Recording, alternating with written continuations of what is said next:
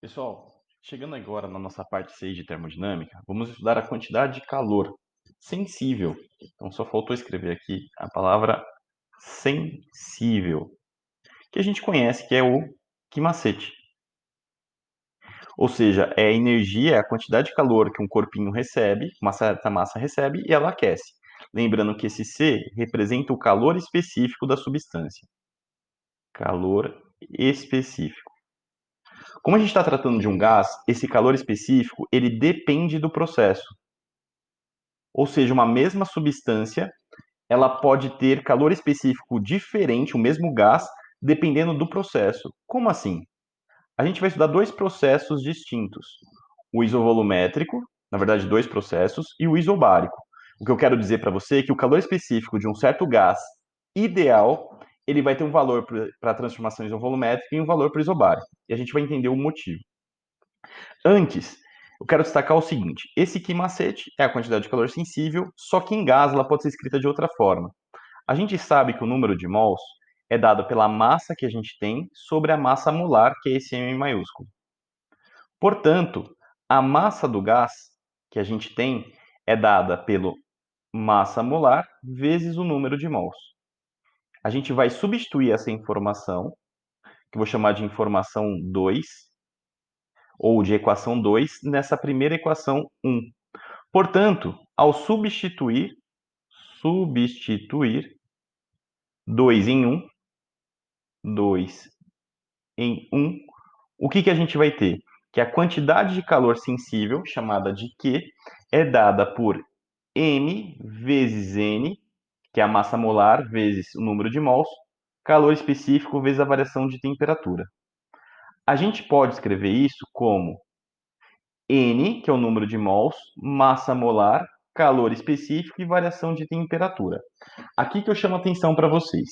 Essa massa molar vezes o calor específico é chamado de calor específico molar. Calor específico molar. Que a gente vai chamar de C com uma letrinha, com um risquinho lá dentro, só para diferenciar. E aí você pode escrever essa mesma quantidade de calor como o quinacete. QNC ΔT. É o mesmo conceito.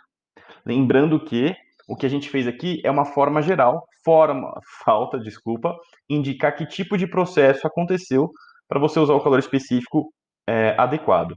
Lembrando que o calor específico geral que a gente utiliza aqui em cima, ele é geralmente dado em caloria, grama, grau Celsius, ou joule, quilograma, grau Celsius. Aqui embaixo, ele vai ser dado por caloria, mols, grau Celsius, ou joule, mols, grau Celsius. Tudo bem? A diferença é que trocou aqui por mol. Muito bem. Agora a gente vai para a situação isovolumétrica e se concentrar em um gás ideal, só que monatômico. Muito bem. E vamos utilizar a primeira lei da termodinâmica. A gente sabe que a primeira lei da termodinâmica, ela diz o seguinte: a quantidade de calor que um gás recebe, com essa energia recebida, ele pode aquecer e realizar trabalho. Lembrando que realizar trabalho é expandir ou contrair. Eu estou pensando em receber, mas ele também pode liberar, tanto faz.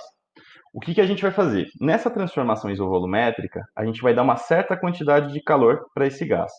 Eu vou fazer todos os meus exemplos que o gás receba, porque eu acho que é mais fácil de compreender. Então a gente está dando uma certa quantidade de calor. Como ela é isovolumétrica, o volume é constante. Portanto, o gás não vai expandir e nem contrair. Ou seja, o trabalho desse gás é zero. Dessa forma, como que fica a nossa primeira lei da termodinâmica? Fica Q é igual a ΔU mais zero. Portanto, Q é igual a ΔU. Agora que vem o detalhe. Você pode trocar essa quantidade de calor e escrever ela assim, ó. NCV vezes ΔT. Professor, mas o que seria isso? É a quantidade de calor sensível, o quinacete, para volume constante. Por isso chama CV, é o calor específico a volume constante.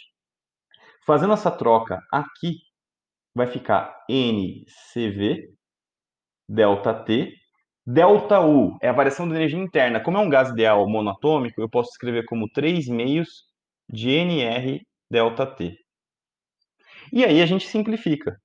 O N vai embora com N, o ΔT vai embora com ΔT, e a gente prova que o calor específico de um gás monatômico, o calor específico molar de um gás monatômico ideal é 3 meios de R.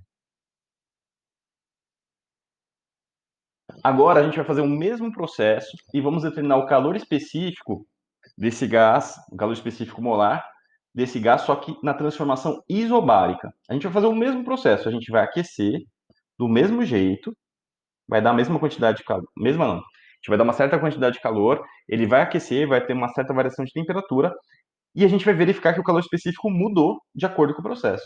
É isso que a gente vai verificar. Bom, o que acontece? Nessa situação, a primeira lei da termodinâmica vai ficar Q ΔU mais o trabalho.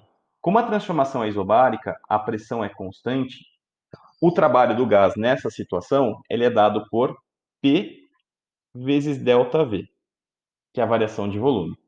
Dessa forma, a quantidade de calor vai ficar 3 meios de NR ΔT mais P ΔV. A gente sabe que na transformação isobárica, a gente pode trocar P ΔV por NR ΔT, que a gente já viu no vídeo anterior. Então, fazendo essa continha de uma forma mais rápida, eu vou conseguir provar que isso aqui vai dar 5 meios de NR ΔT. Para quem não lembra, assiste o vídeo anterior, que essa informação está contida lá.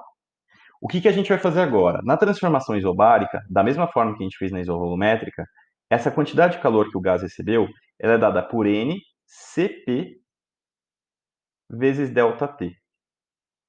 A quantidade de calor sensível, que é o quinacete. Só que a gente chama de Cp porque é calor específico molar. O que eu vou fazer agora? Eu vou substituir essa informação aqui.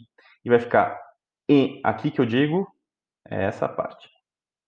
Então vai ficar N, calor específico molar a pressão constante, variação de temperatura, é igual a 5 meios de NR ΔT.